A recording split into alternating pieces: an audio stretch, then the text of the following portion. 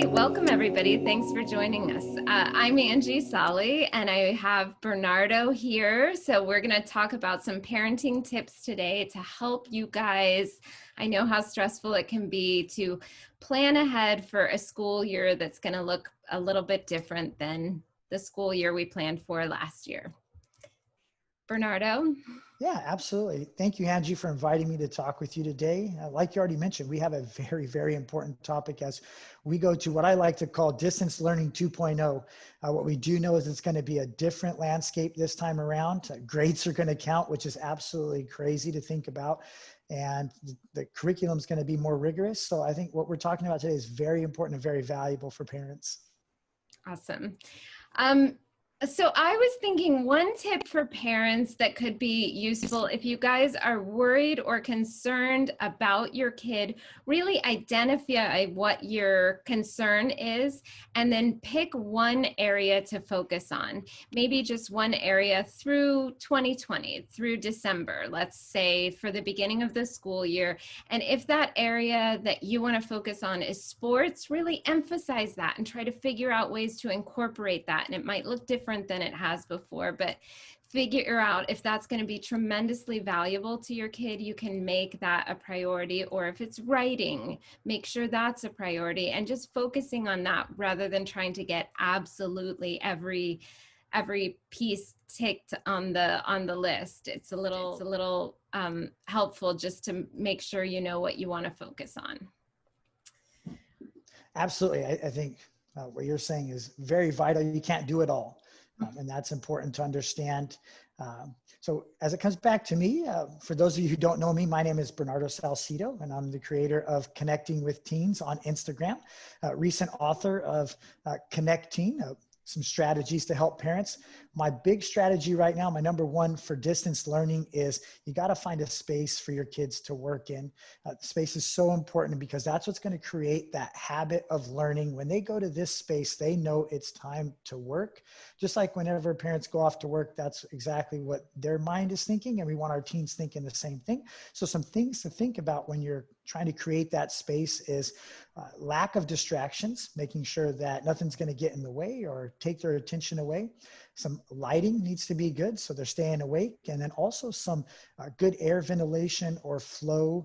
So you can see in the back here, we got our window open, very important. But when you're thinking about space, try to take those things into consideration and make it the same space all the time and have this discussion before we get to day one.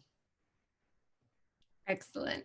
Oh, that's so smart. I think that's so valuable. Just having one designated space already kind of gets you in the mindset of like getting to work when you know you're in that space there. I think another tip I was considering is less focus on academics this year if that needs to be. You can analyze how it's going to work for your family, but one big lesson that you could really focus on is how do we face a challenge? So in your family, what does it look like when something unexpected happens, when life takes an unexpected turn? And really recognizing that this lesson is something that we can all learn together and we can all teach. How are you reacting to an incredible obstacle in your life? So while the science fair project is important and your essay is important and all of the work that you're going to be doing this year is valuable, also recognizing that one big lesson that we can learn right now is going to be helpful in all areas of life. How do you face a challenge, and how do you overcome, how can you find workarounds, and how can you make things work for you and find satisfaction when you're facing a challenge? So I think we can look at that for ourselves as parents, and we can model that for our kids and talk to our kids about it. How are they going to face those challenges? Definitely. You speak to the heart of the matter in any situation, where it's how you react to the situation, right? You can have this great distance learning opportunity and throw it in the trash if all you are is mean and riding the kids the whole time. It can really kind of blow back at you and have a bad experience and leave a bad taste in everybody's mouth. So how you react to those situations. My last tip, more kind of nuts and bolts based, is just a schedule.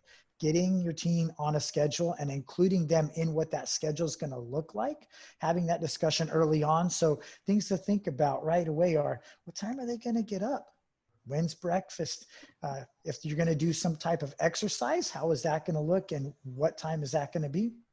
When are you expecting them to be online with their studies? How much time are they going to be spending? When are they going to take a break? So all of those little details, again, getting them back into the habit. So on day one, they go right to their space where they know they're going to do their work and they know exactly what time that's going to be. That's going to go so far in just creating that habit right from the beginning.